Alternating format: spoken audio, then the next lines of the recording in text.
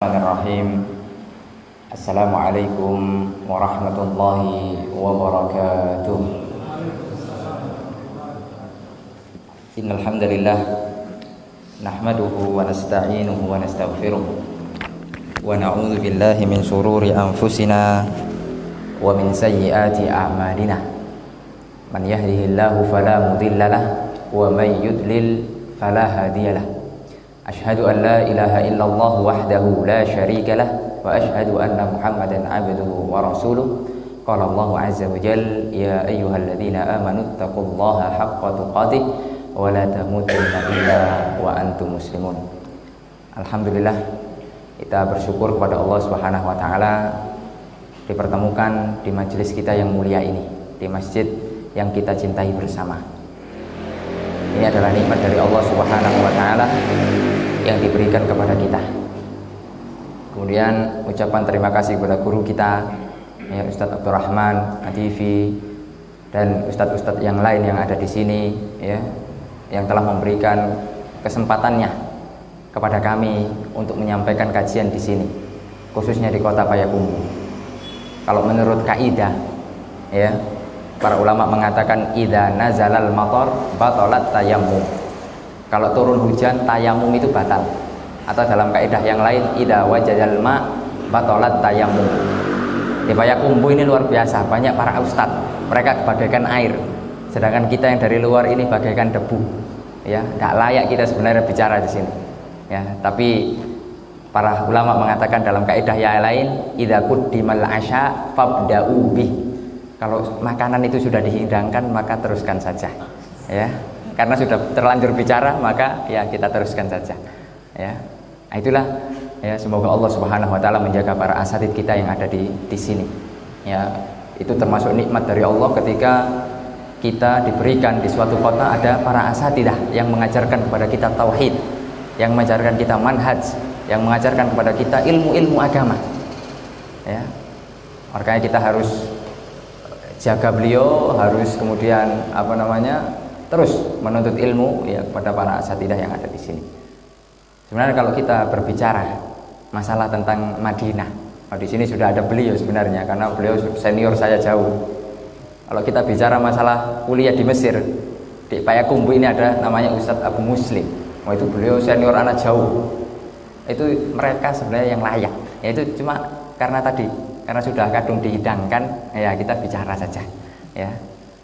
Dan ada keuntungannya. Saya bicara di sini, nanti kalau ada yang salah dari ucapan saya langsung dikoreksi sama al ustaz. Nah, tapi ruginya kita gemeter, ya, gugup. Nah, itulah, ya. Ala kulli hal, kita bersyukur atas semua keadaan yang kita alami. Ikhwan fillah rahimani wa rahimakumullah. Kalau kita berbicara menuntut ilmu, berarti kita berbicara tentang ibadah yang sangat besar. Imam Ahmad pernah mengatakan dalam sebuah perkataan, al-ilmu la ya'diluhu syai'un in sahhat niyatuh. Menuntut ilmu itu ibadah yang tinggi, tidak ada bandingannya dengan ibadah yang lain. Kalau yang menuntut ilmu itu niatnya benar, niat karena Allah, ya, bukan niat karena yang lain. Kenapa demikian? Karena menuntut ilmu itu merupakan jalan untuk kita mengamalkan ilmu-ilmu yang lain, jalan untuk kita mengamalkan ibadah-ibadah yang besar. Bagaimana tidak? Kita melakukan ibadah yang besar, semuanya butuh ilmu. Haji butuh ilmu. Kita melakukan ibadah jihad, besar ibadah jihad, butuh ilmu. Karena jihad tanpa ilmu, semua amalan tanpa ilmu tertolak. Ya, Ibnu Ruslan dalam Nazm Az-Zubat pernah mengatakan, wa kullu man bi ghairi ilmin ya'malu a'maluhu mardudatun la tuqbalu. Semua amalan dilakukan tanpa ilmu, a'maluhu mardudatun. Amalannya ditolak, tidak akan diterima oleh Allah Subhanahu wa taala. Oleh karenanya kita berbicara tentang sesuatu yang besar, la sahilalahu. Kemudian kalau kita berbicara tentang keutamaan ilmu, cukuplah kita menukil dari Al-Imam Ibnul Qayyim di dalam kitabnya Miftah Daris Sa'adah, yang mana beliau menyebutkan 100 lebih keutamaan tentang menuntut ilmu. Salah satu keutamaan yang besar dalam menuntut ilmu, dalam sebuah hadis Nabi mengatakan, man salaka tariqan yaltamisu fihi ilman sahhalallahu lahu bihi tariqan ilal jannah. Barang siapa yang berjalan, ya, dari rumahnya dari negerinya, dari desanya, keluar kota, keluar negeri, kemanapun dalam rangka menuntut ilmu, maka Allah Subhanahu wa ta'ala akan mudahkan jalannya menuju surga. Al-Imam Ibnu Rajab di dalam kitab Jami'ul Ulum wal Hikam mengatakan menuntut ilmu jalan singkat menuju surga. Kalau kita pengen singkat menuju surga dalam kehidupan ini, karena umur kita pendek, hidup kita sebentar, maka kita menuntut ilmu. Hidup di jalan ilmu, mati di atas ilmu. Itu jalan singkat agar kita bisa diberikan surga oleh Allah Subhanahu wa ta'ala. Bukan yang aneh-aneh, ya. Bukan yang aneh-aneh. Jalan singkat menuju surga, sebagian ada mengatakan dengan bom bunuh diri. Nah, ini sesat, tak boleh, ya. Jalan menuju surga menuntut ilmu, mengamalkan ilmu. Sampai kapan? Kata Imam Ahmad, minal mahbar ila makbar. Ya, dari tinta-tinta yang kita tulis sampai mati, sampai kita diwafatkan oleh Allah Subhanahu wa taala. Oleh karena ikhwan fillah rahimani wa rahimakumullah, kita berbicara tentang sesuatu yang besar. Ya, menuntut ilmu. Bagaimana dahulu para ulama susah payah berjalan jauh mereka dalam menuntut ilmu, sedangkan kita sekarang fasilitas luar biasa, ya, itu pun kita masih malas. Dahulu tidak ada fasilitas, tidak ada mobil, tidak ada pesawat, tidak ada helikopter, tidak ada hal-hal yang mengantarkan mereka untuk melakukan perjalanan yang cepat. Tapi sekarang luar biasa, wasail, ya, alat-alat transportasi sudah banyak sekali. Ya. Dahulu kalau kita baca kitab-kitab para ulama tentang bagaimana dia menuntut ilmu, dan inilah yang harus kita teladani, mereka berjalan jauh 1 bulan, ya, berbulan-bulan untuk mencari mungkin hanya 1 hadis. Itulah pengorbanan mereka, sedangkan pengorbanan kita tidak ada apa-apanya dengan pengorbanan mereka. Oleh karenanya, ya, kita harus tetap semangat dalam menuntut ilmu. Nah, ikhwan fillah rahimani wa rahimakumullah, dan salah satu kebiasaan para ulama dahulu adalah rihlah dalam menuntut ilmu, yaitu dari satu tempat ke tempat yang lain, dari satu desa ke desa yang lain, dari satu kota ke kota yang lain, dari satu provinsi yang lain, dari satu pulau ke pulau yang lain, bahkan lebih luas itu, dari satu negeri ke negeri yang lain, bahkan lebih luas lagi, dari satu benua ke benua yang lain. Itu min adatis salaf, ya, di antara adat, di antara kebiasaan para salaf kita dahulu ketika menuntut ilmu, safar, melakukan perjalanan, ya. Oleh karenanya kita kalau pengen jadi ulama, meskipun masih jauh ya derajat kita dari ulama, paling tidak kita mengikuti mereka, kita ada di belakang mereka, mencontoh jejak mereka untuk sampai kepada ilmu. Oleh karenanya kita menulis buku ini, ya, perjalananku ke Mesir hingga Madinah. Ini sebenarnya bukan apa-apa kalau dibandingkan para ulama yang dahulu, ya.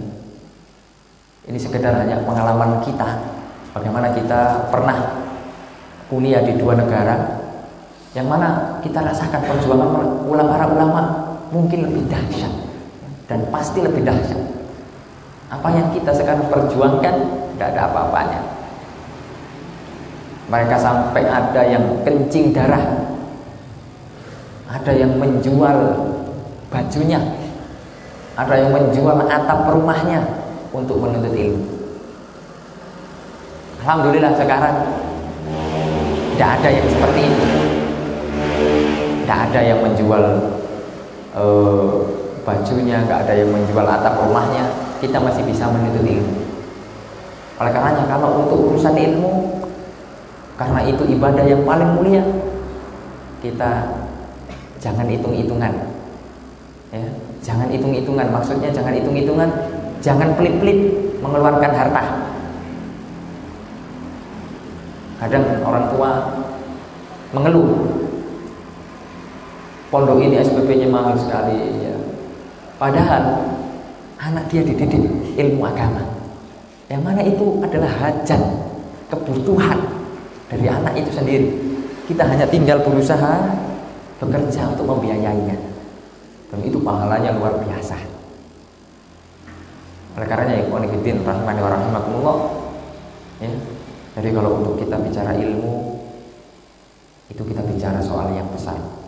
Jadi dahulu memang kita tidak ada basic untuk kuliah agama, karena kita dari awal sekolahnya sekolah umum, dari mulai TK. Karena dulu saya tidak pernah PAUD, ya, jadi saya sebutkan dari TK sampai SMK.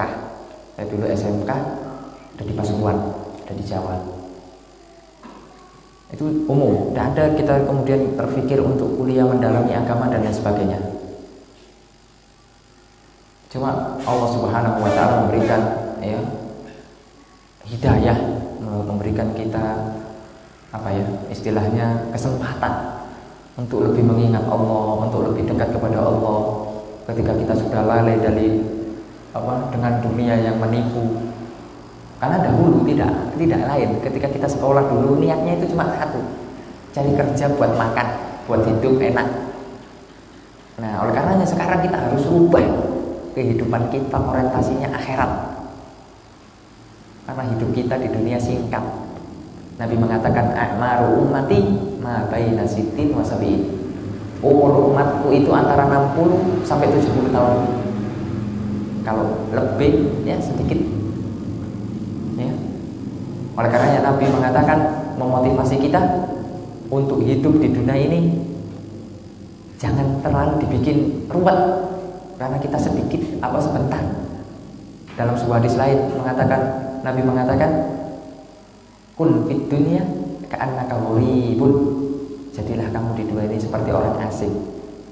Awabiru sabilin, atau orang yang nyebrang saja. Ya. Itu artinya apa? Kita ini singkat sekali hidup di dunia ini. Maka jangan jadikan himmah kita, tujuan terbesar kita adalah dunia. Karena dunia di hadapan Allah hina. Apakah kita mencari hal yang hina? Orang yang berpikir, orang yang berakal pasti tidak akan melakukan hal itu. Cuma apakah boleh kita kaya? Bolehkah kita kerja? Boleh. Tapi jangan sampai itu semua melalaikan kita dari beribadah kepada Allah.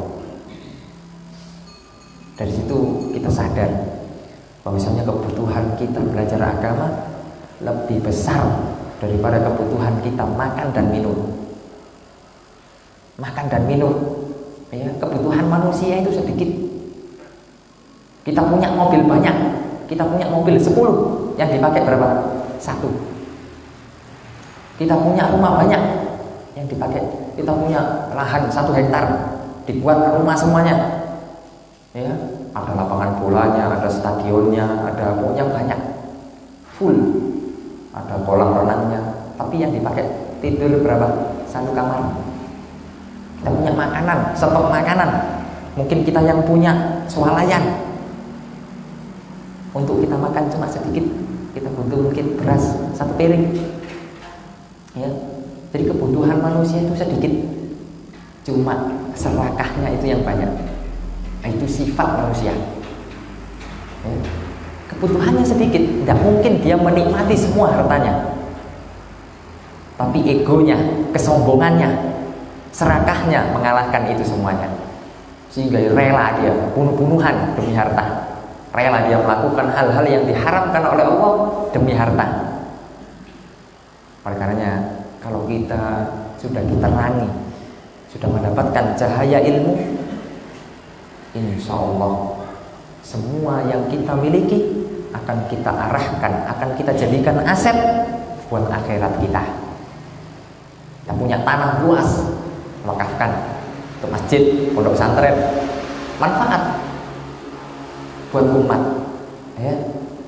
Nah, itulah kemudian kita tercerahkan ketika kita sudah menginjakkan kelas berapa itu, pokoknya pas masa-masa sekolah, ya, pas masa-masa sekolah di sekolah SMK itu kita sudah mulai tercerahkan dengan ilmu agama. Alhamdulillah kita rutin, ya, rutin hadir kajian di ketika itu, kemudian kita juga ikut privat-privat bahasa Arab, tapi namanya apa ya, nggak bisa konsentrasi full, karena kan kita masih sekolah, masih belajar itu, ya. Jadi otak kita ini terbagi-bagi, ya. Kadang pusing, kadang mau pecah, ya, tapi nggak jadi pecah, tapi mau saja, ya. Mau pecah, cuma nggak pecah-pecah, alhamdulillah. Ketika itu kita jalani saja. Saya rasakan kehidupan mulai lebih tenang. Nikmat belajar agama itu, Pak. Akhirnya subhanallah, kita punya cita-cita yang besar, yaitu bisa melanjutkan studinya nanti untuk studi agama di luar negeri. Awalnya kita nggak ada kepikiran itu sebelum mengenal hidayah. Kita mikirnya nanti kuliah di universitas yang bonafit, nanti jurusannya ini, nanti lulus langsung kerja enak. Nah, itu pikiran dunia itu kayak gitu, ya. Sebenarnya boleh-boleh saja asalkan tidak lupa ibadah. Cuma kalau itu menjadi tujuan hidup kita, rugi, ya, rugi sekali. Oleh karenanya kita harus jadikan visi misi hidup kita, moto hidup kita untuk akhirat. Karena hakikat harta kita itu yang akan kita bawa, yang kita investasikan untuk akhirat, bukan yang kita nikmati sekarang. Karena apapun yang kita nikmati, harta-harta yang kita nikmati, keluarnya sama, ya, keluarnya sama. Makanan seenak apapun yang kita makan, minuman selezat apapun yang kita minum, keluarnya sama, ya, nggak ada bedanya. Makan durian, makan salak, keluarnya sama, tidak ada bedanya. Itulah hakikat dunia, menipu. Oleh karenanya kalau kita menurunkan hawa nafsu kita untuk dunia, tidak ada habis-habisnya dan kita rugi hidup di dunia. Nah, kemudian kita punya cita-cita itu, ya, sehingga kita ini pengen belajar agama lebih dalam lagi. Kita sudah tidak ingin, ya, kuliah-kuliah di umum. Ketika itu kita sudah fokus pengen belajar agama. Tapi kita harus menyelesaikan sekolah agar kita bisa dapat ijazah. Alhamdulillah kita selesai tahun 2014. Alhamdulillah kita mulai daftar, karena tanya-tanya, ya, kita daftar di Libya. Di Libya, alhamdulillah, ya, dengan lika-likunya. Ketika itu belum ada online, yang kita daftar langsung ke sana, ambil formulir ke sana, ya, qadarullah kehabisan, ya, kehabisan formulir. Ya, sehingga kita alhamdulillah ada yang menolong, ya, karena saya enggak, ketika daftar Libya itu saya kalau bahasa Jawanya cul-culan. Nah, ibaratnya kita itu mandiri, nggak ada orang dalam, nggak ada orang luar, nggak ada orang samping, nggak ada orang kanan, pokoknya murni mandiri. Nggak ada saya kenalan di dalam, di luar itu nggak ada, ya. Jadi ketika kita merantau dari Jawa ke Jakarta itu memang bayangan kita itu sudah, ibaratnya kalau di sana itu bondo nekat, ya, bondo nekat, ya, pokoknya modal semangat. Yang penting kita semangat belajar, daftar sana, ya, itulah, ya, ujung-ujungnya. Kalau memang kita modal semangat, ya, datang jam 3 pagi, ya, alhamdulillah jam 3 pagi masih sepi, satpamnya masih tidur. Karena saking semangatnya kita datang ke situ, ya. Akhirnya kita coba, ya, tinggal sholat subuh. Ternyata habis sholat subuh itu Libya itu full lautan manusia sampai macet, kalau gitu luar biasa. Sampai masuk, kalau nggak salah Metro TV, kalau nggak salah sampai masuk berita orang-orang yang malam-malam datang itu.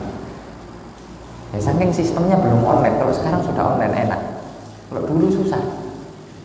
Tapi alhamdulillah kita kehabisan ketika itu. Tapi ya itulah, tidak sengaja kenal. Pak Sobo itu tidak sengaja kenal sama ibu-ibu. Dia ngantarkan anaknya juga. Alhamdulillah kita sedikit ngobrol. Kemudian kita sholat subuh bareng. Nah, pas habis sholat subuh itu kita misah, ya, habis sholat subuh itu kita misah dengan ibu itu. Nah, alhamdulillah ketika kita sudah tidak dapat, sudah sedih tuh, masa mau kita pulang lagi ke kampung, nggak mungkin, ya sudah biaya sudah mahal dari kampung ke Jakarta pakai kereta api itu 50.000 Pak. Itu dulu besar sekali itu, ya.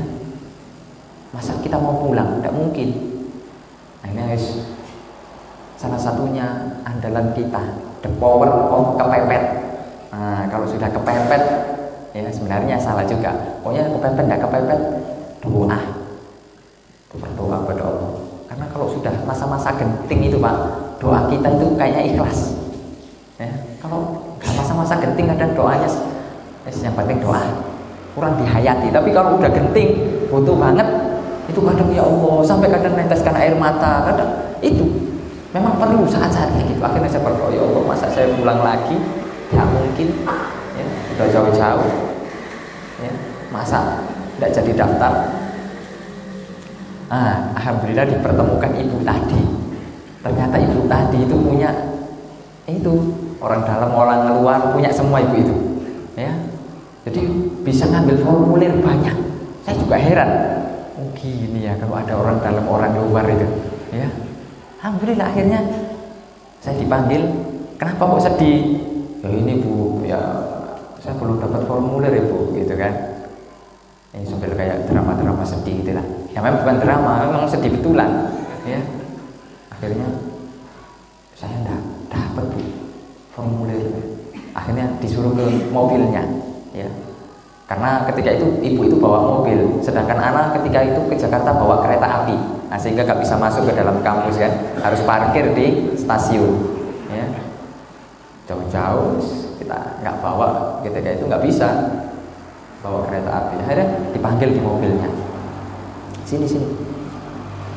Tapi jangan bilang siapa-siapa. Siap Bu. Wah itu kan dikasih formulir daftar Lipia. Yang lain itu saya sudah sedih Pak. Yang lain sudah ngisi, sudah dapat mereka itu. Padahal mereka itu cepetan saya datangnya. Ya tapi karena mungkin saya itu kurang pengalaman ketika itu tadi nggak ada gambaran apa-apa, baru pertama kali ke Jakarta, kayak orang hilang lah sudah, ya kayak orang hilang gitu. Tapi itulah yang menjadikan kita semangat lah.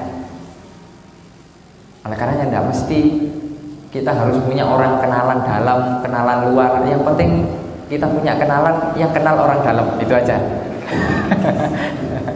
Akhirnya dapat kita isi. Nah ternyata setelah kita daftar ke sana tidak langsung tes.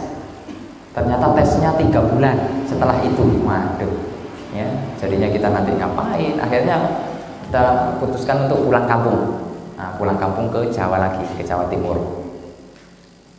Qadarullah, karena itu hampir-hampir dekat Ramadan, semua tiket kereta habis. Karena yang pas di kantong itu dulu cuma tiket kereta 50.000. Kalau tiket bus, apalagi tiket pesawat itu melebihi kantong, ya, sehingga kita menoleh ke sana itu nggak bisa, nggak mungkin ketika itu. Tapi itulah the power of kepepet. Kita andalkan doa lagi. Ya Allah, masa saya nggak pulang, masa saya 3 bulan di sini, ya, nggak dapat tiket, masa mau jalan kaki jauh, nggak mungkin juga. Akhirnya qadarullah wa masya'a fa'al, ada tetangga kita dari Jawa juga, dia ngangkut barang ke Jakarta.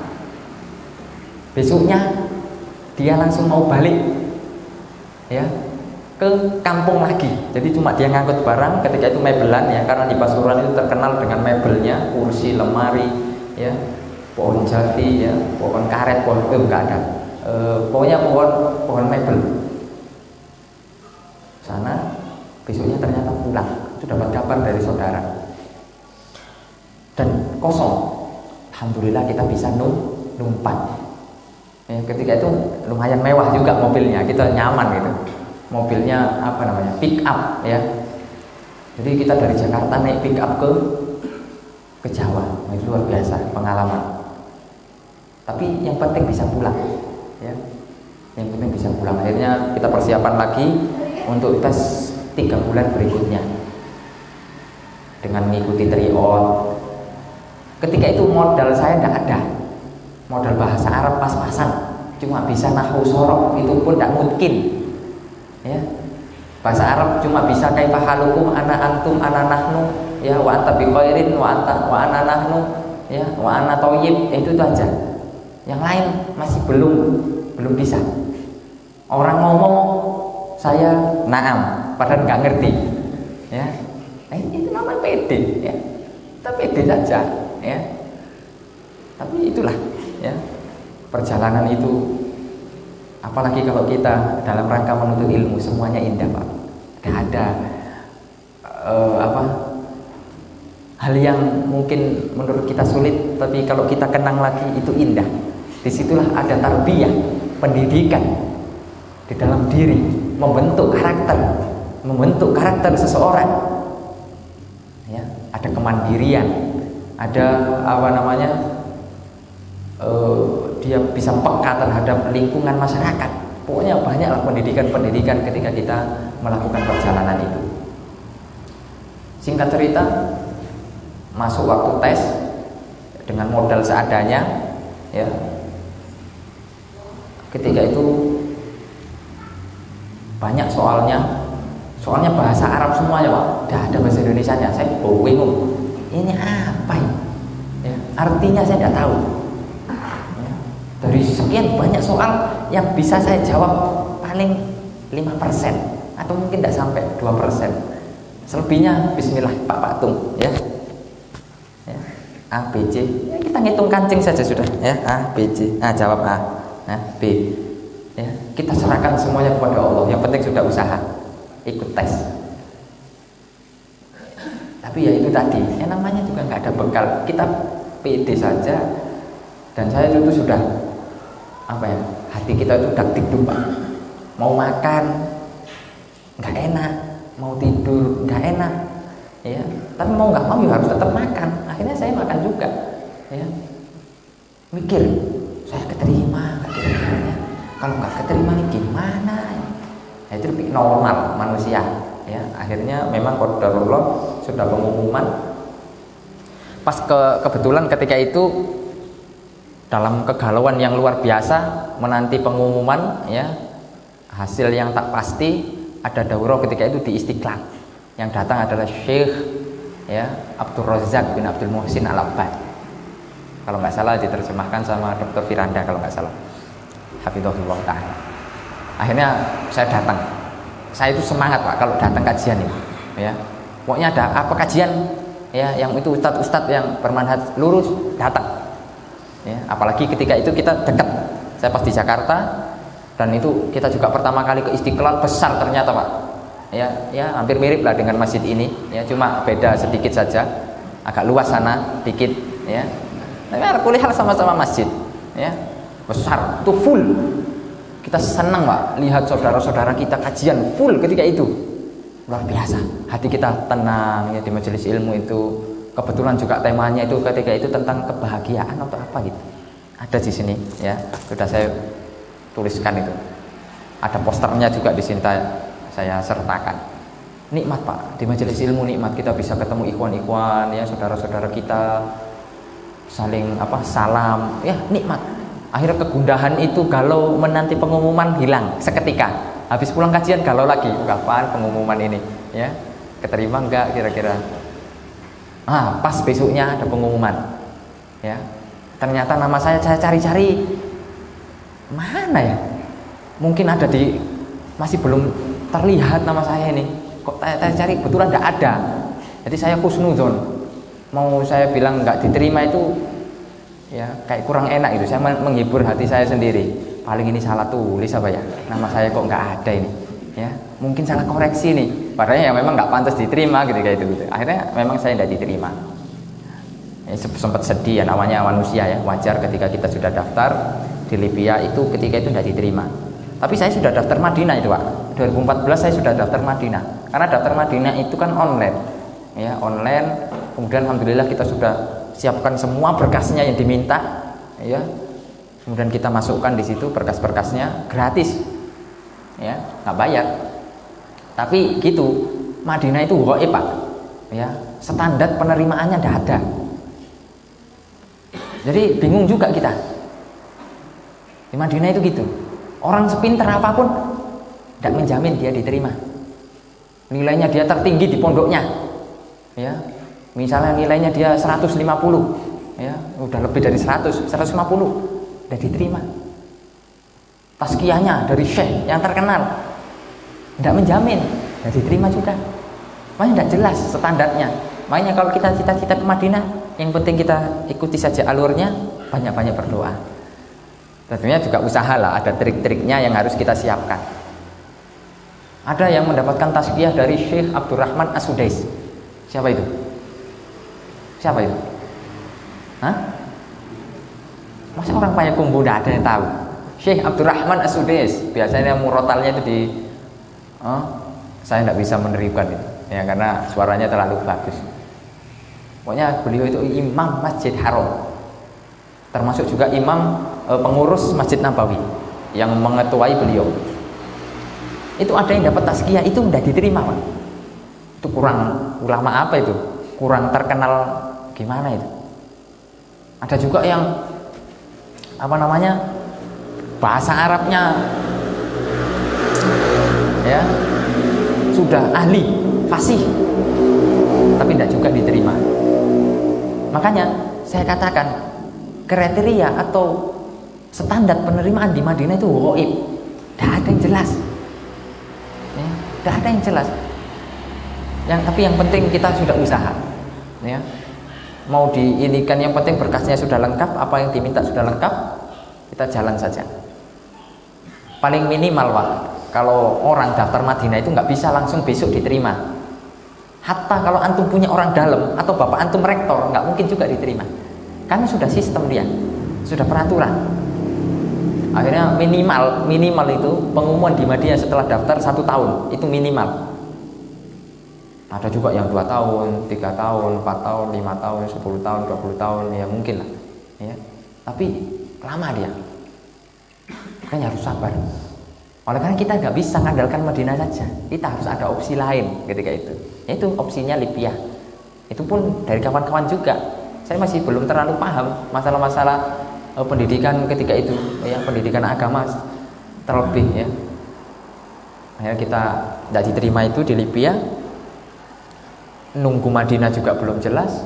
Akhirnya namanya orang kalau sudah keluar dari kampung, Pak, mau balik lagi itu kalau belum dapat apa-apa itu ya malu, aib. Jadi tetap harus kita merantau. Akhirnya kita daftar, ketika itu ada lembaga yang namanya Elsia.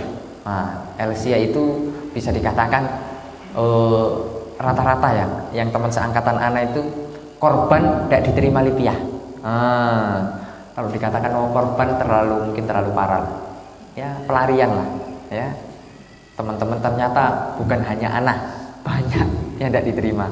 Nah, dari situlah kita mulai belajar. Alhamdulillah Allah mudahkan, ya.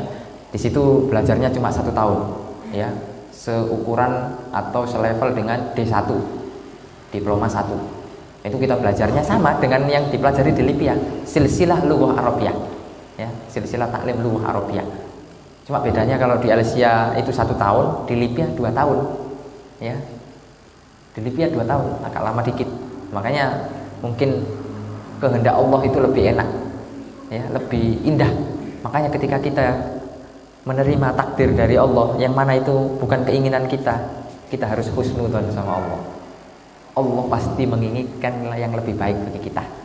Karena yang tahu tentang kehidupan kita Allah Subhanahu wa taala. Ya.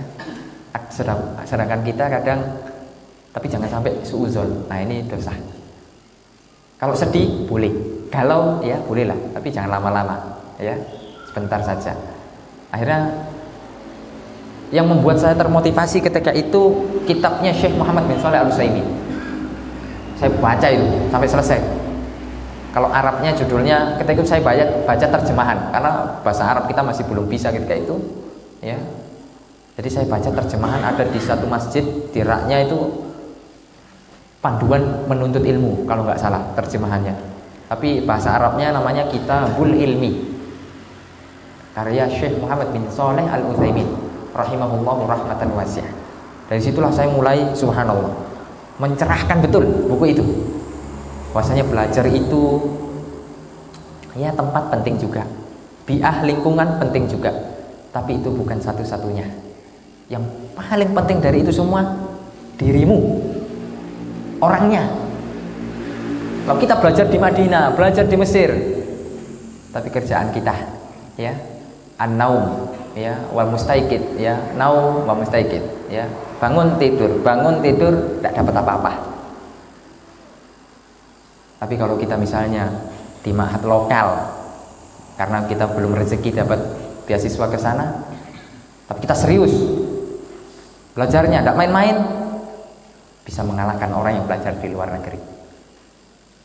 Jadi yang itulah, kitab itu menjadikan kita terbuka mindset kita ya. Oleh karenanya itu luar biasa kitab itu. Akhirnya alhamdulillah kegalauan itu dikit demi sedikit hilang ya, kita enjoy saja belajar. Mungkin ini takdir Allah Subhanahu wa taala yang harus kita terima.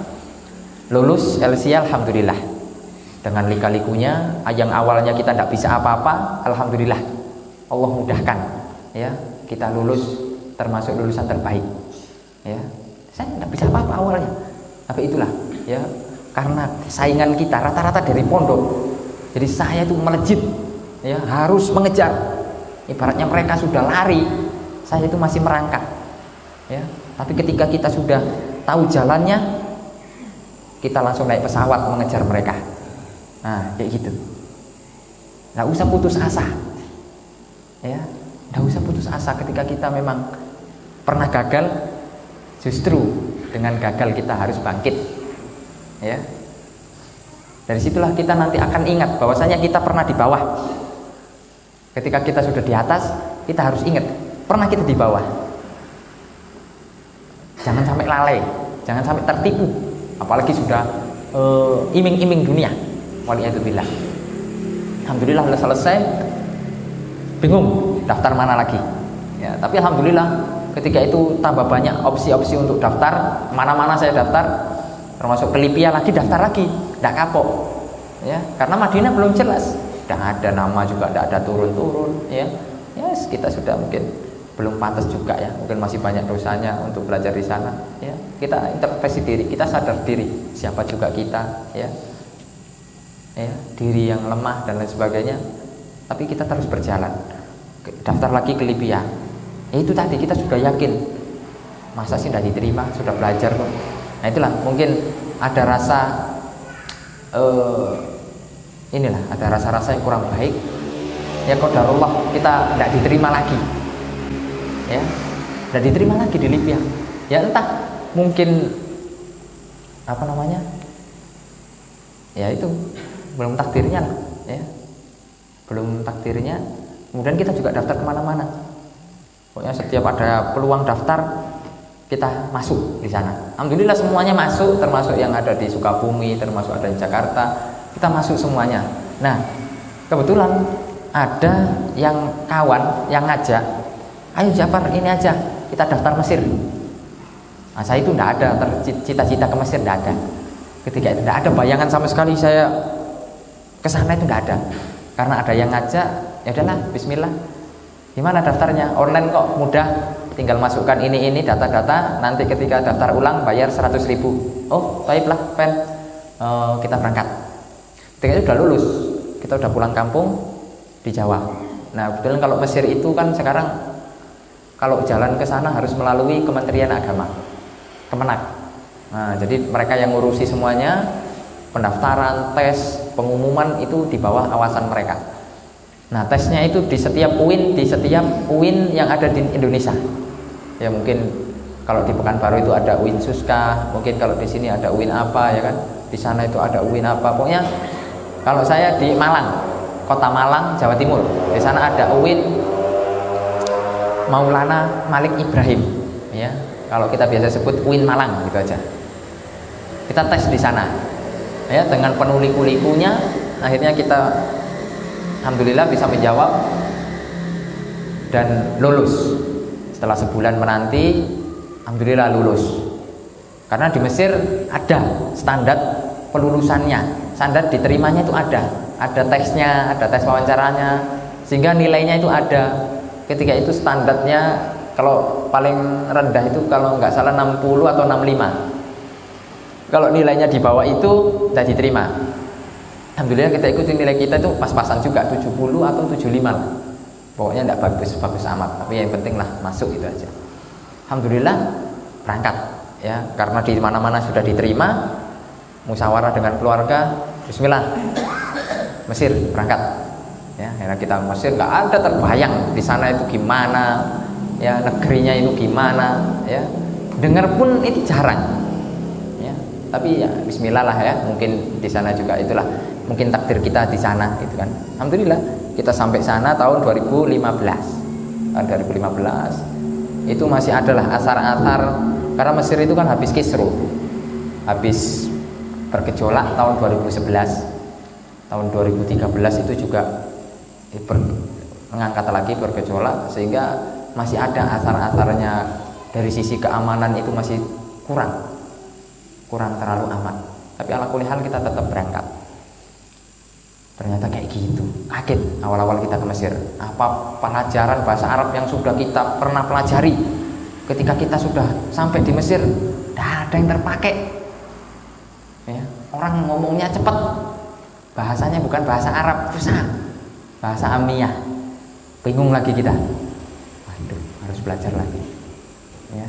Itu kalau di lingkungan, tapi kalau di kampus insya Allah ya tetap bahasa Amiyah ya. Memang susah untuk menghilangkan bahasa itu karena sudah bahasa daerahnya ya lumayan lah. Bahasa Amiyah itu sama bahasa Arab ya mungkin nggak terlalu jauh, cuma bisa dikatakan kalau orang nggak ngerti ya itu bisa nggak paham gitu. Jadi ada logat-logat yang diganti kalau di Mesir itu. Misalnya kalau kita bacanya jim, bisanya bacanya ghain ya. Di sini kita bacanya kof, di sana bacanya alif. Wah, gimana nggak bingung kalau kita nggak tahu kaidah-kaidahnya. Di sana kalau bilang jamiah, universitas itu gamiah. Nama saya itu Ja'far, mereka manggilnya ya Ga'far. Wih, ini orang ya, nama orang diganti-ganti ya Ga'far ya. Nggak tahu itu lidahnya entah terpelintir atau apa gitu. Susah sekali mereka. Paling tinggal ya Ja'far, itu kan enak itu dengernya. Kemudian banyak lah ya. Kemudian kalau kof itu berubah jadi alif. Nah, kita kayaknya adan dulu ya saudara. Adan. Oh gitu, baik. Tafadhol. Siapa yang mau adin? Di Mesir berbeda dengan di Madinah ya. Asalnya memang kita mandiri. Makanya rata-rata mahasiswa di sana yang memang ekonominya kurang atau mungkin dia sudah tidak terikat dengan orang tua, sudah pengen mandiri, maka mereka sambil kerja biasanya. Ya, termasuk kita ketika itu ya. Dan di Mesir kalau kerja bukan aib. Ya, kalau di Madinah itu kayaknya aib, ya. Ini sebagian pengalaman ya dari para teman-teman kita atau senior-senior kita. Kalau di Mesir ya kerja biasa saja karena memang kebutuhan. Kalau kita tidak kerja ya susah ya, buat bayar kosnya nanti gimana, buat ini ya. Ya minimal kita sehari ketika itu saya milih kerja 1 minggu sekali, seminggu sekali ya, kerja di restoran-restoran kecil gitulah ya, tukang cuci piring, tukang nganter-nganter nggak masalah, yang penting kita bisa belajar. Dan waktu kita masih ada 6 hari ya untuk belajar, sehari itu full untuk kerja.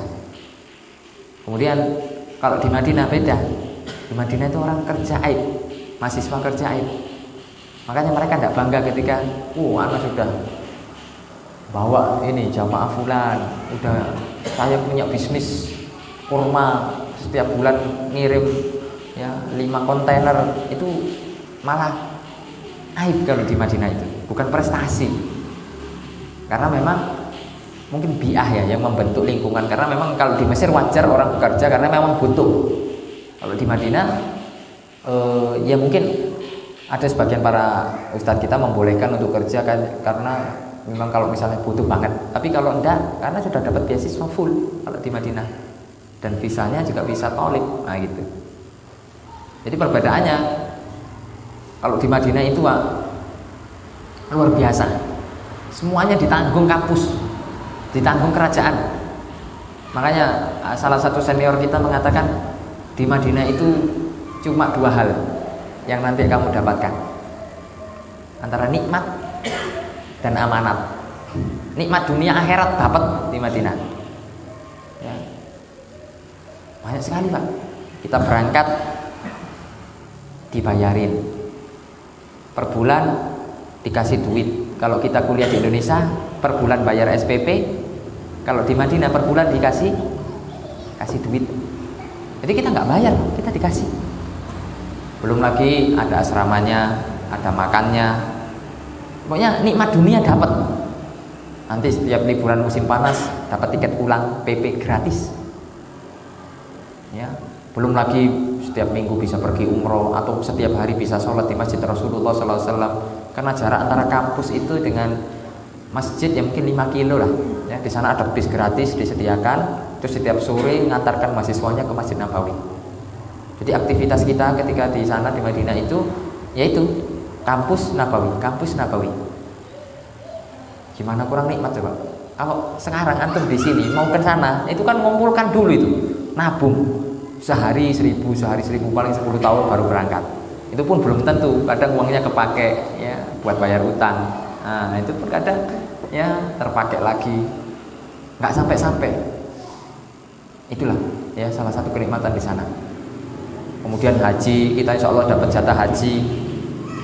Kalau di sini Pak, mau haji susah Pak.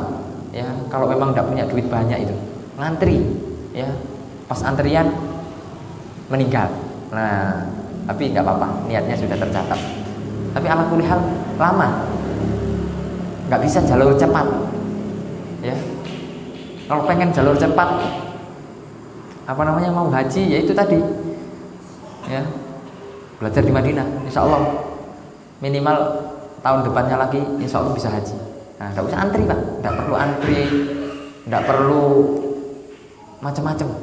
Ya, tinggal nanti tunjukkan kartu mahasiswa, nanti mungkin ada biaya-biaya sedikit, ya, ataupun bahkan ada yang gratis, bahkan dikasih uang saku, ya. Kalau dia dapat dari syekh-syekh tertentu, mudah saja. Itu kenikmatan dunia dan akhirat kita dapat di sana. Kita kalau sholat di Masjid Sabilillah tinggal nunggu berapa tahun Pak untuk bisa menyamai sholat seperti ada di Masjid Nabawi. Ya, sholat di Masjid Nabawi sekali sholat 1.000. Ya, di sini 27 kalau jamaah, kalau sendiri 1. Ya, nunggu 1.000 hari baru kita bisa menyamai dengan sholat yang ada di Masjid Nabawi. Makanya kenikmatan dunia akhirat kita dapat. Tapi bukan hanya nikmat Pak, di belakangnya ada amanah. Nah, ini yang berat.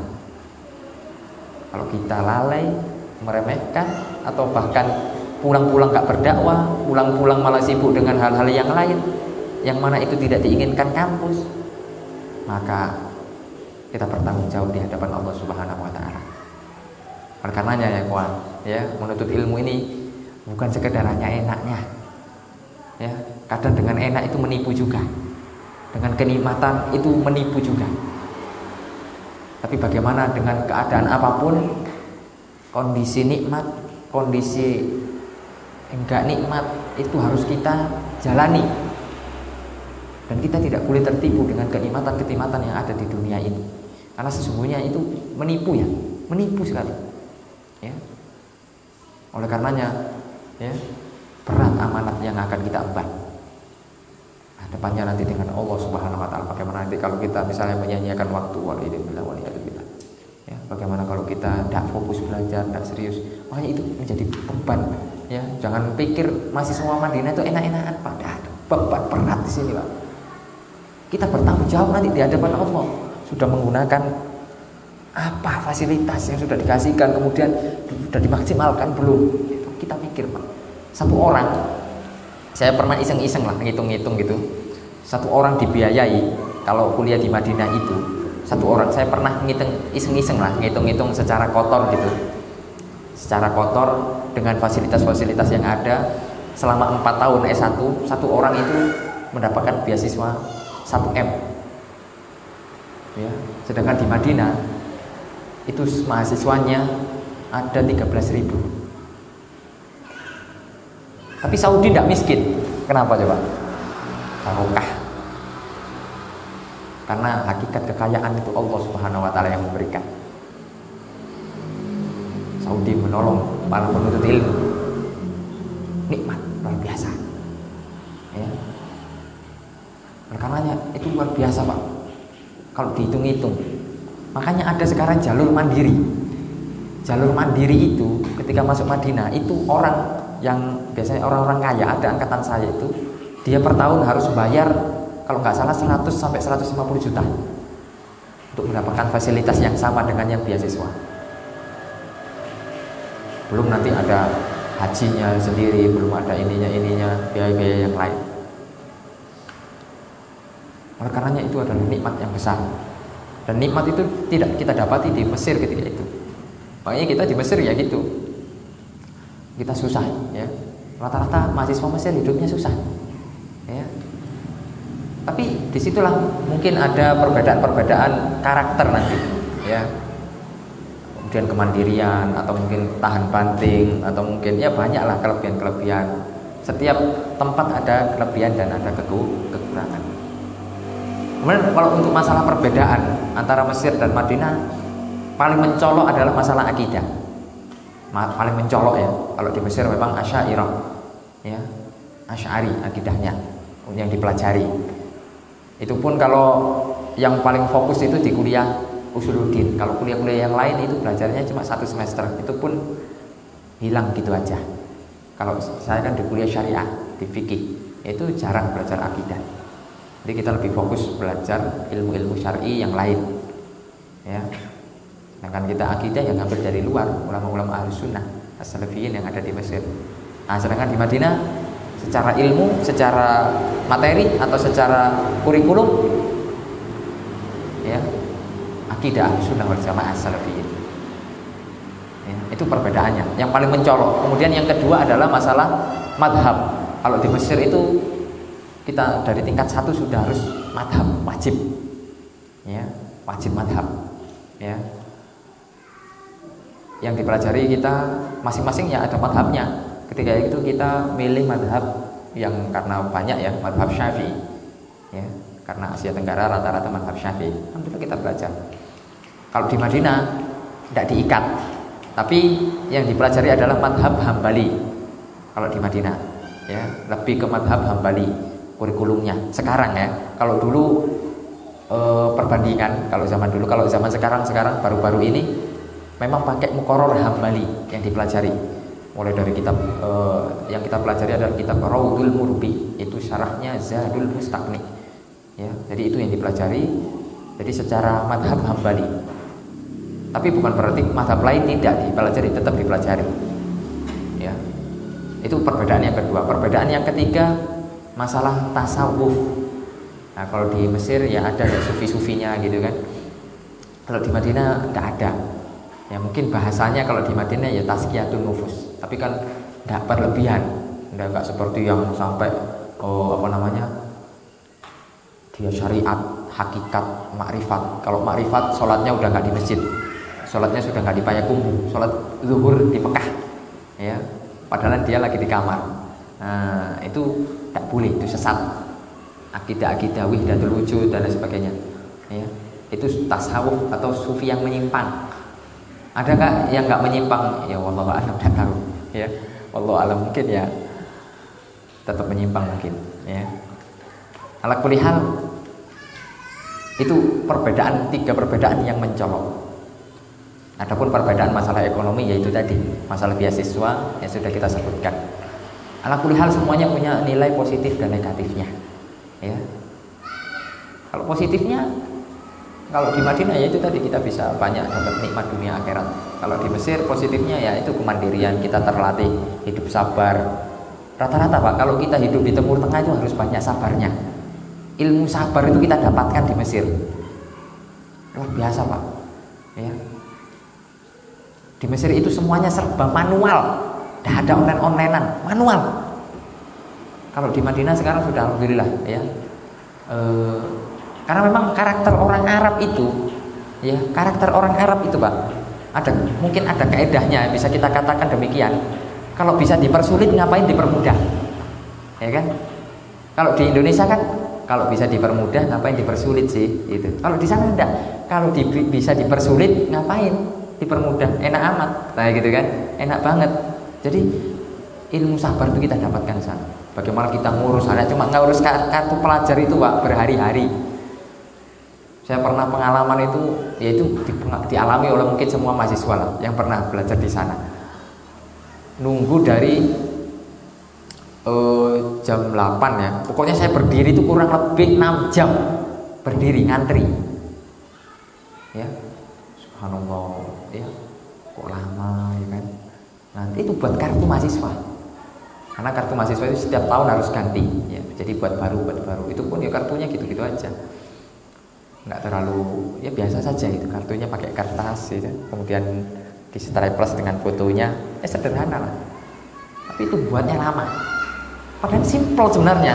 Cuma yang dipersulit itu nanti. Kalau bisa dipersulit ngapain dipermudah gitu loh. Akhirnya kita 6 jam, sudah mau giliran kita. Besok katanya. Gimana Kak? Ya, kalau bisa saya pukul itu. Ya cuma kan nggak boleh. Mau nangis ya malu gitu kan. Tapi sudah sakitnya itu di sini gitu. Sudah ya Allah. Kok kayak gini gitu loh. Jadi mereka itu kalau buka, orang-orang rata-rata ya, kalau orang sana itu kalau buka itu lambat. Jadi kalau buka misalnya harusnya bukanya jam 8, ya dia lambat lah, mungkin jam 9 baru buka, sambil dia ngesai ya, ngopi-ngopi, ngeteh-ngeteh dia itu sambil ya ngerokok-ngerokok gitu. Kalau waktunya tutup, tepat waktu. Ini Masya Allah itu kan dah ada rohim-rohimnya itu ya. Kadang saya kalau sudah emosi susah juga meluapkannya dalam hati. Ini keturunan Fir'aun ini ya, yang masih hidup ini ya. Jadi nggak dipermudah gitu loh. Padahal tinggal ditulis saja itu mudah sekali ya. Sini nggak apa-apa ya, tinggal kamu saja, sudah lama itu kan enak. Besok gitu lagi, ngantri lagi. Jadi sampai berhari-hari baru kita dapat. Makanya ilmu sabar itu sudah kita dapatkan di sana. Jadi bagaimana kita bisa sabar menghadapi banyak ujian di sana, ya. Jadi jangan pikir kalau di sana itu sudah orangnya kayak malaikat semua, tidak. Ya, keturunan Fir'aun masih banyak berkeliaran di sana. Nah, sebagaimana keturunan Nabi Musa banyak, keturunan Fir'aun lebih banyak. Ya, masih banyak bajingan-bajingan di sana itu. Ya, mafia-mafia itu masih banyak di sana. Yang memang darahnya itu nyambung ke Fir'aun. Ya, banyak sekali. Tapi itulah, ya, memang semua negara punya itulah sisi positifnya, sisi negatifnya.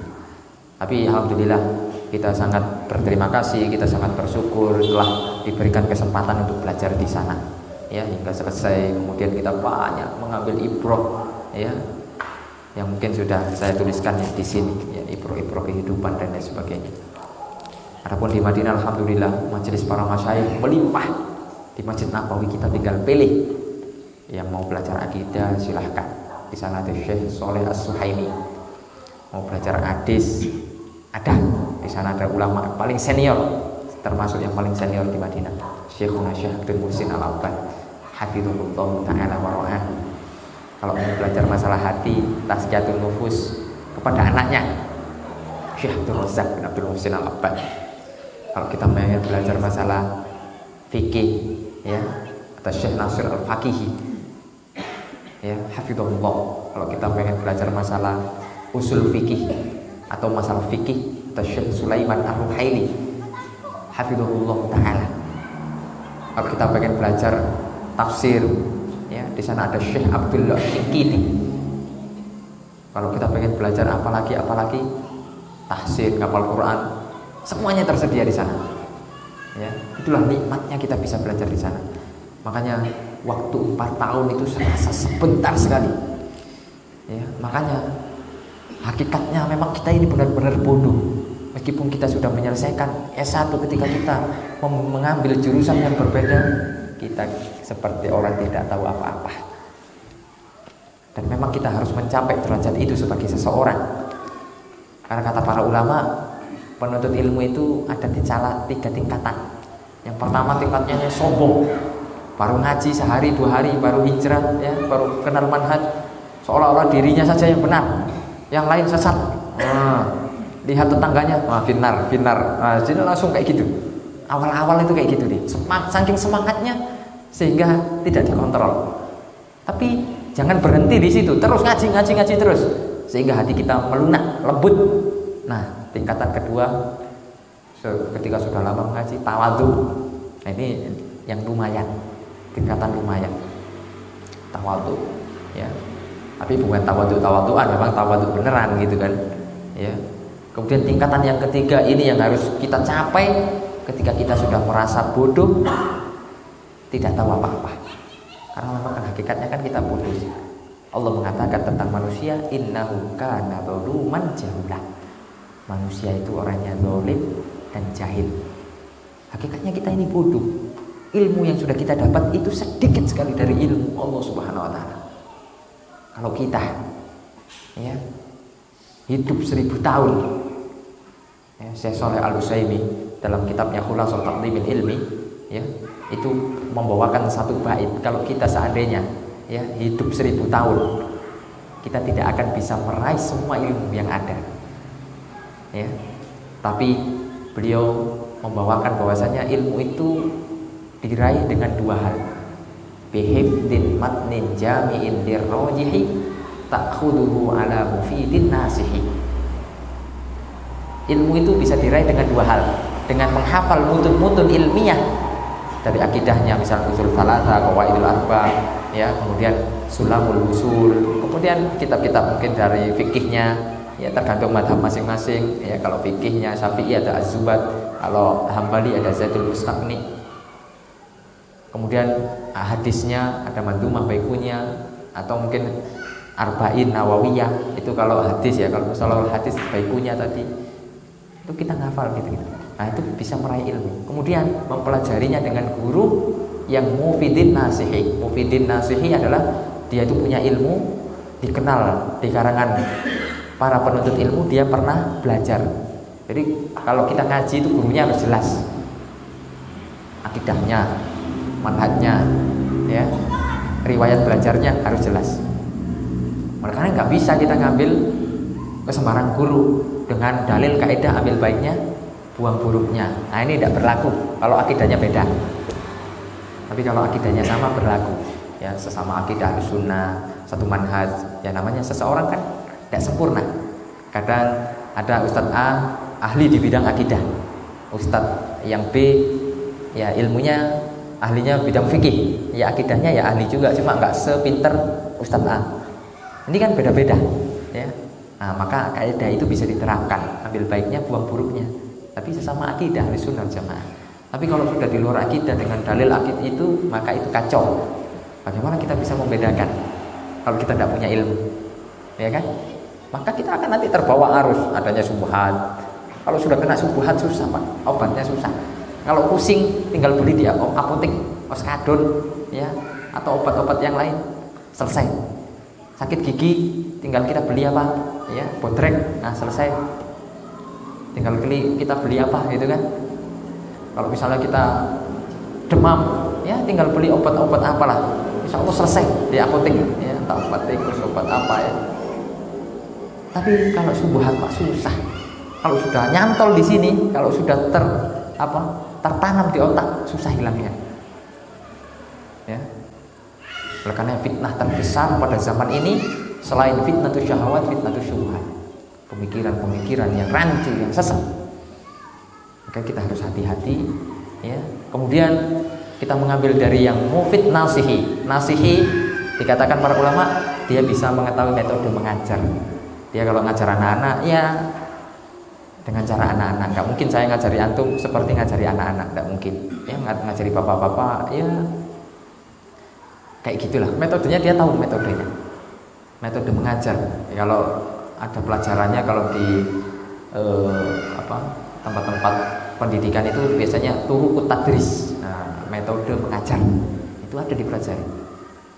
Nah, jadi itu dua cara yang disebutkan, ya, atau dinukilkan oleh Syekh Shalih Al-Utsaimin dalam kitabnya Khulasatul Taqdimil Ilmi. Dari situlah kita paham, ya kawan, bahwa saya menuntut ilmu itu jalannya panjang, ya. Jangan tertipu dengan gelar. Jangan tertipu dengan gelar, ya kawan. ya. Karena ilmu itu luas, ya. Oleh karenanya kita menuntut ilmu sampai mati, ya. Nah, karena ada salah satu mungkin panutan kita ketika di kampus, ya, para dakatiro itu sampai sekarang mereka tetap belajar.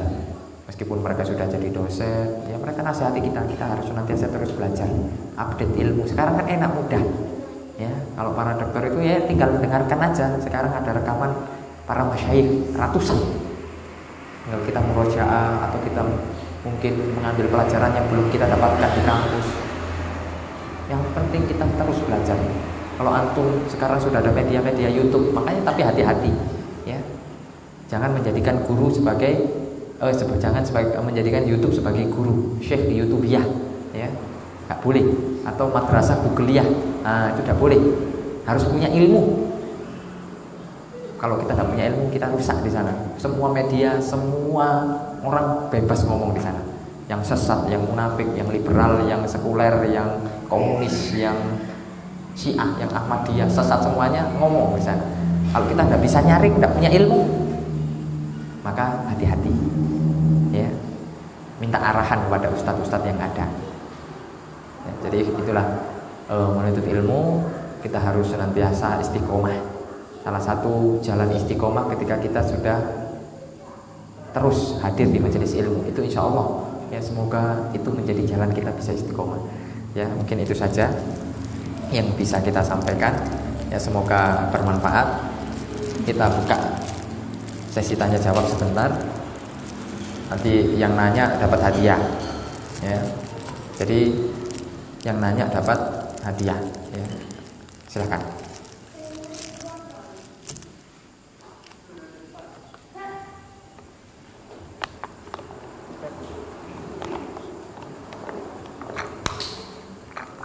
Apakah belajar Ustaz di Al-Azhar terganggu karena mulazamah dengan Syekh Wahid bin Abdussalam? Oh iya, belum saya ceritakan. Jadi belajar di Al-Azhar itu kan gak wajib, Pak, masuk, gak wajib masuk, gak ada absen, ya, gak ada absen. Jadi mau kita 1 tahun itu atau 4 tahun kita di sana tidur terus, tiba-tiba bangun LC bisa, ya kan? Karena gak wajib masuk, ya. Makanya jangan tertipu dengan gelar. Lihat dia belajarnya di mana, dia mulazamahnya sama siapa, ya. Jadi gitu. Karena tidak wajib, ya, kuliah tidak wajib sehingga kita bisa mulazamah bebas. Makanya di sana banyak tipe-tipe mahasiswa, Pak. Ada mahasiswa yang rajin kuliah, ya, rajin kuliah, rajin talaki. Talaki itu majelis sama ulama, tapi jarang. Mahasiswa kayak gini jarang. Kalau rajin kuliah, nanti mungkin dia pulang-pulang jadi dosen, nah, karena dia paham betul bagaimana Syekh menjelaskan di kuliah. Ada yang cuma rajin talaki, ya, kuliahnya kalau pas ujian, nah itu saya. Jadi alhamdulillah saya bisa terus talaki, tapi itu kuliah itu ya gitu, gak rajin saya. Saya ngaku juga, ya gak masalah. Tapi yang penting kan kita belajar, ya kan. Ketika ujian ya kita belajar, alhamdulillah lulus. Ada yang tipe mahasiswa yang bisnis, berangkat talaki, nggak kuliah, fokus bisnisnya, travel, makanan. Nah, di sana itu banyak orang-orang kita, orang-orang Minang, ya. Di sana itu banyak sekali, ya. Ada di sana itu warung Minang Sayu, wah itu banyak di sana itu. Ya, ada itu, ya. Ada rendang, ada, ya macam-macam lah, banyak. Jadi fokus bisnis, sehingga pulang-pulang ya dia keilmuannya kurang, ya, bisnis aja dia, gitu. Kemudian ada yang, ya, tidak semuanya. Ini kan masih mending 3 nih, masih ada skillnya lah. Ini yang keempat ini tidak semuanya, ya. Atau yang keempat ini, itu yang kelima lah, yang tidak semuanya. Yang keempat ini organisator, ya. Hidupnya itu rapat, setiap hari rapat, ya. Pulang-pulang jadi anggota dewan, nyalon partai, gitu. Jadi nggak kaget, Pak, karena seseorang itu terbentuk di lingkungannya. Di sana tersedia semuanya, mau jadi pemain band, pemain musik, ada di sana itu. Jadi seseorang itu terbentuk di lingkungannya. Kalau kita lingkungan talaki, ya insya Allah keilmuannya terbentuk, kemudian hidupnya disibukkan dengan ilmu dan lainnya. Tapi ini yang paling parah, ya, yang kelima, ya sudah nggak organisasi, nggak kuliah, nggak talaki, nggak bisnis juga, ahlun naum wal jamaah, ya rajin tidur, ya tiba-tiba bangun LC, ada juga kayak gitu. Jadi kehidupannya itu kamar, ya dapur makan, kamar lagi, ya dapur makan, ya mandi jarang, ya kamar lagi. Jadi tiba-tiba LC, nah gitu. Ada juga tipe-tipe yang seperti itu. Jadi kalau di Mesir itu kayak gitu, ya tipe-tipe mahasiswanya banyak sekali. Tapi ala kulli hal insya Allah yang bagus banyak lah ya. Nah, itu cuma oknum yang seperti itu, yang buruk-buruk itu insya Allah cuma oknum, ya. Yang mana itu mungkin karena hatinya belum tersentuh untuk belajar, ya. Karena saya menyaksikan sendiri orang-orang seperti itu, ya. Kita sudah berusaha nasihati, ya itu diterima alhamdulillah, kalau enggak ya itu urusan dia dengan Allah Subhanahu wa taala. Jadi tidak terganggu sama sekali, ya. Untuk mulazamah kalau di sana tidak terganggu, bahkan kita tapi perlu dicatat bahwasanya kalau ujian kita harus ke Kairo, kita harus ikut. Kalau enggak ya enggak lulus. Enggak heran di sana itu memang orang tidak meluluskan diri. Jadi pengen lama di sana. Atau mungkin karena fokusnya yang lain sehingga dia nggak lulus. Jadi normal di sana, kalau normal lancar dia 4 tahun, ya ini jarang sekali mahasiswa kayak gini. 5 tahun kalau dia sama kelas bahasa, saya 5 tahun. Ada yang 6 tahun, ya ini tersendat sedikit. 7 tahun ada juga, S1 7 tahun, ya nggak lulus. 8 tahun ada juga, 9 tahun ada juga, ya entah gimana entah nggak punya cita-cita atau apa kok nggak dilulus-luluskan gitu. Entah dia itu nggak bisa atau mungkin ya Allah alam, saya juga tidak tahu, ya apa sebab-sebabnya yang menyebabkan dia lama. Jadi insya Allah tidak terganggu untuk kita belajar mulazamah dengan para ulama di sana, ya. Wallahu a'lam bishawab. Kalau ada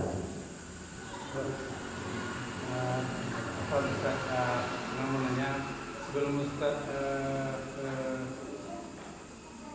Mesir dulu Ustaz, waktu sekolah di itu apa tuh Ustaz, itu masih aswaja itu Ustaz. Oh aswaja. Nah jadi ketika saya sebelum pas masih sekolah, ya iya dulu saya gitu juga. Cuma alhamdulillah dapat hidayah ketika kelas 1 SMK. Alhamdulillah kita, jadi di sekolah saya itu dekat dengan Pondok As-Sunnah namanya. Pondok As-Sunnah itu anak dari Pondok Al-Furqon Gresik, ya. Jadi pondok alumni lah istilahnya. Jadi guru saya itu namanya Ustadz Abu Ibrahim Muhammad Ali.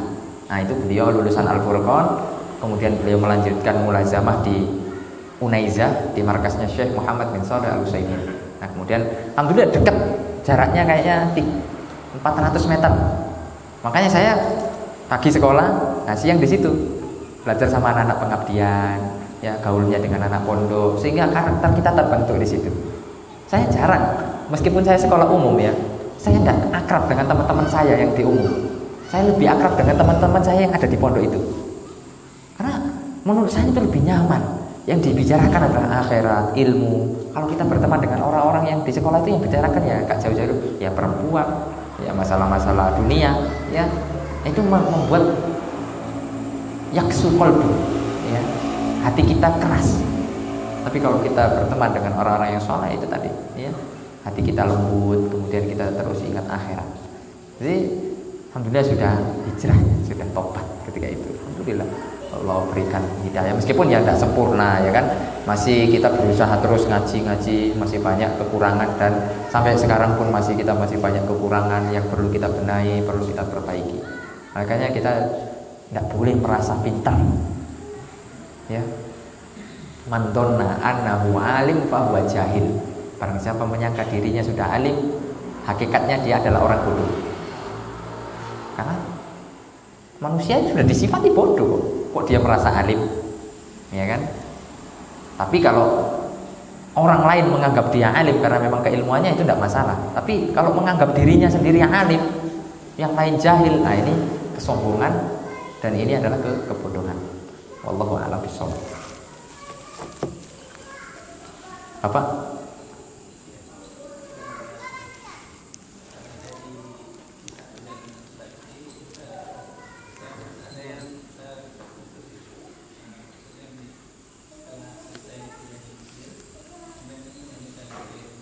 Nah,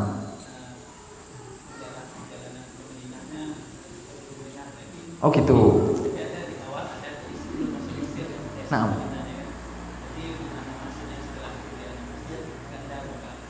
oh gitu ya. Jadi gitu Pak. Jadi memang, oh ya sempat terpotong. Jadi sudah saya sebutkan di buku ini. Jadi gini. Jadi saya keterima di Madinah itu ketika saya sudah semester 7 di Mesir tahun 2019, baru kemarin ya. Jadi saya sempat mengalami 1 tahun kuliah 2 negara. Saya bolak-balik Madinah Mesir 2 kali bolak-baliknya ya, untuk melakukan ujian akhir itu. Karena saya ingat dengan pesan orang tua saya ya, umi saya, yang mana yang semoga Allah SWT menjaga beliau dan memanjangkan umurnya, pernah pesan gitu dalam bahasa Jawa tentunya, pokoknya kok pindah ke Madinah, kenapa ya, kamu kan sudah lama di Mesir, nanti kapan pulangnya gitu loh ya kan, nanti ngulang S1 lagi, kapan lulusnya gitu loh, kok nanti ngulang lagi tidak lulus. Makanya dari situ saya berjanji kepada umi saya, insya Allah umi, saya akan berusaha, saya akan tetap meluluskan yang ada di Al-Azhar bagaimanapun caranya ya, bolak-balik pun saya rela, bagaimanapun caranya saya akan tempuh ya. Jadi ketika tahun awal 2020 saya ke Mesir, kemarin pas corona saya ke Mesir untuk menyelesaikan itu, ujian itu yang alhamdulillah sekarang sudah selesai, alhamdulillah kemarin sudah turun pengumumannya sehingga kita sudah dinyatakan lulus ya. Tapi baru-baru saja ya, ibaratnya gorengan itu masih hangat ya, jadi belum lama, jadi maksudnya bukan lama gitu. Nah itu hasil dari pendaftaran saya ketika 2017. Nah saya daftar ke Madinah kedua kali, saya cuma daftar ke Madinah itu 2 kali. Yang pertama itu ketika 2014 itu sudah nggak jelas ya arahnya kemana. Nah 2017 itu Allah memberikan kita rezeki untuk umroh backpacker.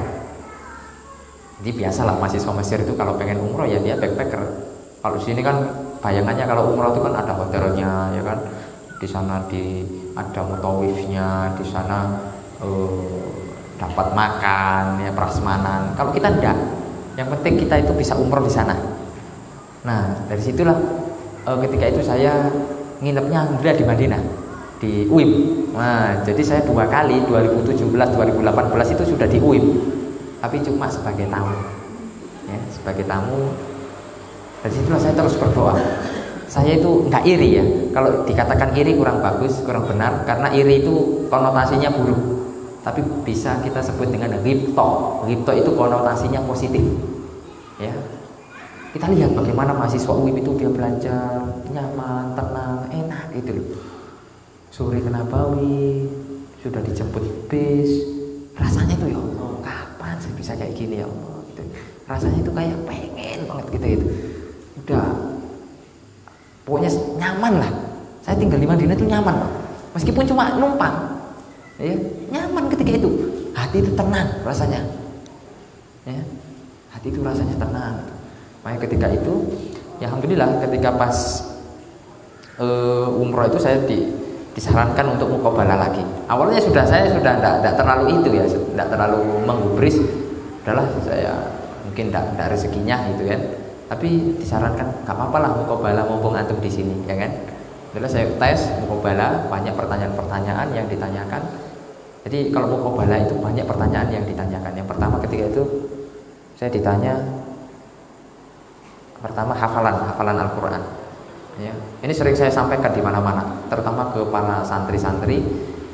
Kalau ketika nanti antum diberi rezeki untuk muqabalah langsung, ketika ditanya hafalan Al-Quran, jawab yang jujur, jangan bohong. Gak apa-apa antum sudah selesai 30 juz, tapi kan kadang orang yang gak mungkin ya, 30 juz cuma sudah selesai setoran ya.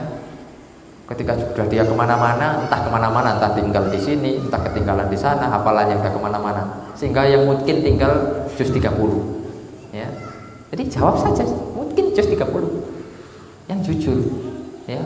Ketika itu saya jawab jujur saja. Saya jawab ketika itu, kalau nggak salah saya memang ketika itu ya yang benar-benar saya selalu murojaah mungkin juz 1, juz 2 ketika itu. Saya jawab aja, saya jujur, juz 1, juz 2 tambah juz 30 ya. Sudah, saya sekian. Alhamdulillah Allah kasih permudah ya, Allah permudah pertanyaannya. Kita itu disuruh meneruskan ayat Al-Baqarah akhir. Amanar rasulu bima itu. Nah, kita kan wah, itu sering kita baca itu waktu sholat itu. Akhirnya lancar. Nah, teman saya itu muqabalah bertiga. Langsung bertiga. Yang diterima 2, yang 1 tidak. Ternyata dia bisa anak simpulkan dia gagal di tes Al-Qur'an. Karena dia memang sebelumnya di pondok ya, anak pondokan, lama juga di pondok sehingga hafalannya mungkin dia sudah banyak. Kemudian dia ngaku pada syekhnya, saya hafiz 25 juz. Allah alam. Ya memang dia mungkin sudah mau selesai juga ketika itu hafalannya. Tapi kurangnya dia kurang murojaah ketika itu. Tidak murojaah lah, mungkin pas blank atau mungkin dia enggak murojaah memang. Kan tesnya juga mendadak ketika itu, mendadak. Saya masih ingat betul itu. Dia disuruh melanjutkan surat Ar-Rum itu tengah-tengah itu. Dia diem, tidak bisa jawab. Ya. Nah, dari situ saya mungkin narik kesimpulan, kayaknya ini kenapa nggak diterima? Sedangkan kita berdua diterima. Ya. Karena bertiga itu, ketika itu, alhamdulillah dua-duanya diterima di Madinah, satunya belum rezekinya. Ya. Kemudian ditanya masalah akidah. Ketika itu kita ditanya aina Allah ya, di mana Allah? Maka kita jawab dengan tegas ya. Kadang akidahnya enggak seperti ini, ketika ditanya jawabnya seperti ini ya, biar diterima. Asalnya dia enggak meyakini Allah alal arsy ya, ada yang meyakini sebagaimana keyakinan Asy'ariyah, Allah laisa lahu makan. Allah tidak bertempat. Itu keyakinan Asy'ariyah. Atau keyakinan yang lain ya, Allah di mana-mana misalnya. Ada yang orang-orang tipe-tipe seperti itu, tapi ketika ditanya padahal dia berakidah seperti itu, ketika ditanya demi untuk keterima ya, dijawab terpaksa ya, hatinya mengingkari ya. Nah, kemudian pertanyaan berikutnya tentang thaqafah Islamiyah ya. Thaqafah Islamiyah bisa jadi ketika itu saya ditanya tentang sebutkan perang-perang Nabi, sebutkan istri-istri Nabi ya. Nah itu ya.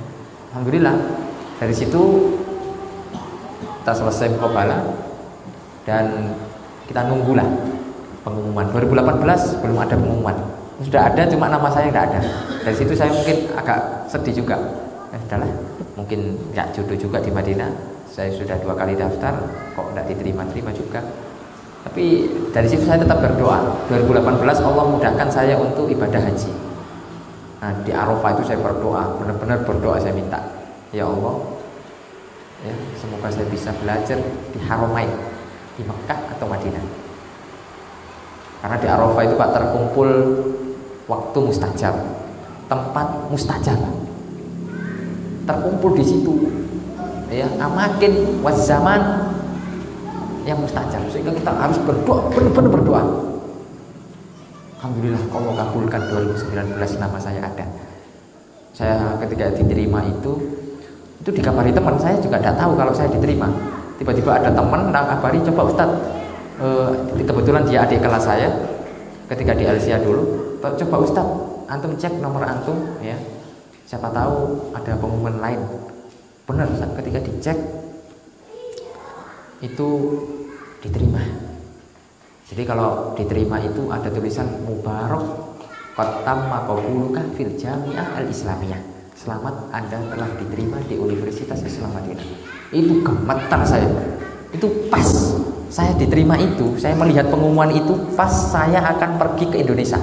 Jadi pas di bandara mau take off, itu gemetar saya ini, mau senang ya, bingung, mau sedih ya, senang, pokoknya campur aduk lah. Sehingga kita tidak bisa merasakan ketika itu. Senang ya kita terkabul cita-cita kita yang sudah 5 tahun yang lalu. Sedih, sudah selangkah lagi lulus masa ditinggalkan. Kemudian banyak kenangan-kenangan, pokoknya campur aduk lah. Akhirnya itu sudah tidak terpikirkan, panggilan pesawat sudah saya harus naik. Ketika itu saya harus pulang karena alhamdulillah ketika itu saya sudah menikah dan istri saya habis keguguran ketika itu. Jadi saya terpaksa harus pulang ke Indonesia. Alhamdulillah sampai juga, dan saya juga tidak langsung memutuskan untuk mengambil. Saya juga hubungi guru-guru saya yang menyarankan ambil Ustaz, ambil. Akhirnya dengan mantap saya bismillah ambil dengan fakultas yang berbeda. Ketika kita di Kairo ya, kita ngambil fakultas hadis ya. Kalau Ustaz Abdurrahman fakultas dakwah wa usuluddin ya. Jadi itulah singkat ya, dan insya Allah Bapak nanti bisa baca selengkapnya di sini. Nah, kalau kita mau baca ini ya sampai subuh belum selesai. Nah, ya kan? Ini tadi tak singkat-singkat saja. Ya, wallahu a'lam bishawab. Ada lagi tinggal satu ini. Ada lagi enggak? Sisa satu ini. Oh, panitia tidak. Nanti insya Allah dapat hadiah sendiri. Silakan. Nah.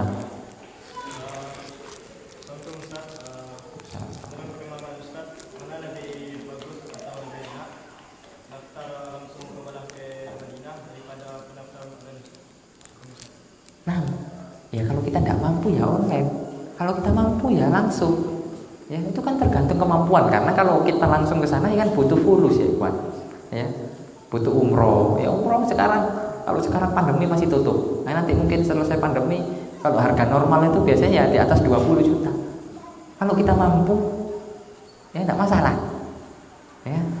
Tapi bukan berarti yang keterima itu yang sudah muqabalah langsung ke sana. Tidak pasti juga. Ya. Ada juga yang tidak diterima. Cuma kalau kita persentasekan ya, yang diterima dengan muqabalah secara langsung di sana itu lebih banyak daripada hanya murasalah kirim berkas online saja. Itu sekitar mungkin prosentasenya lumayan banyak, 70%. Ya. Sedangkan yang diterima hanya ngirim berkas itu lumayan juga, ada juga, cuma tidak banyak. Karena kita ya iseng-iseng aja. Karena saya kan harus punya data itu kan untuk mengatakan itu. Jadi saya coba hitunglah teman-teman yang muqabalah itu, ternyata angkatan saya itu ada 180 orang. Itu yang keterima karena dia langsung muqabalah itu banyak sekali. Di atas 100 mungkin. Ya. Sedangkan yang dia cuma kirim-kirim berkas itu sedikit sekali. Dari situ kita bisa simpulkan ya mungkin lebih ya, karena mereka mungkin kampus juga menilainya ya ini kan sudah datang jauh-jauh ya kan, ada nilai plusnya lah ya kan, daripada cuma ngirim berkas ya. Tapi insya Allah Allah khair ya, sesuai kemampuan kita. Tapi yang terpenting adalah doa kita. Ada faktor X ya, karena di Madinah itu nggak jelas kriterianya. Jadi yang ada sesuatu faktor yang harus kita andalkan, yaitu faktor X. Kita harus punya amalan rahasia. Dan itu saya tanya teman-teman anak itu kayak gitu. Dia punya amalan rahasia, tapi bukan amalan bid'ah ya, tapi amalan yang sunnah, tapi rahasia. Yang tahu itu hanya dia dengan Allah. Misalnya dia rajin sedekah, nggak tahu, siapapun nggak tahu kecuali dia. Misalnya dia rajin qiyamul lail, nggak tahu kecuali dia dengan Allah. Misalnya dia rajin bantu orang sakit atau jenguk orang sakit, dia berbakti pada orang tuanya. Pokoknya kita harus punya amalan-amalan yang kita akan banggakan nanti di hadapan Allah, sehingga kita bisa bertawassul dengan amalan itu. Ya Allah, ya dengan baktiku saya sudah berusaha berbakti pada orang tua ya Allah. Ya. Semoga kabulkanlah ya Allah, semoga Allah mengabulkan ya, dengan melalui amalan saya itu, bakti saya itu pada orang tua, semoga saya bisa kuliah di Madinah. Jadi tawassul bil a'malis sholeh, nah itu masyru', disyariatkan ya, sebagaimana dalilnya sudah banyak ya. Salah satunya adalah Ashabul Kahfi. Mereka bertawasul dengan amalan-amalan mereka. Jadi itu ya, wallahu taala alam bisawab. Ya, semoga yang kita sampaikan ini bermanfaat ya, dan lebih kurangnya mohon maaf ya. Semoga Allah Subhanahu wa taala mengampuni dosa-dosa kita, memberikan ilmu yang barokah kepada kita, dan kita senantiasa bisa istiqomah sampai kita diwafatkan oleh Allah Subhanahu wa taala. Dan semoga perkumpulan kita ini tidak hanya di dunia, tapi kita nanti bisa berkumpul lagi dengan para malaikat, dengan para nabi di surga yang tinggi, yaitu surga Firdaus. Ya, kita berdoa kepada Allah Subhanahu wa taala. Ya, kita tutup kajian kita dengan doa kafaratul majlis. Subhanallahumma wa bihamdika asyhadu an la ilaha illa anta astaghfiruka wa atubu ilaik. Wassalamualaikum warahmatullahi wabarakatuh.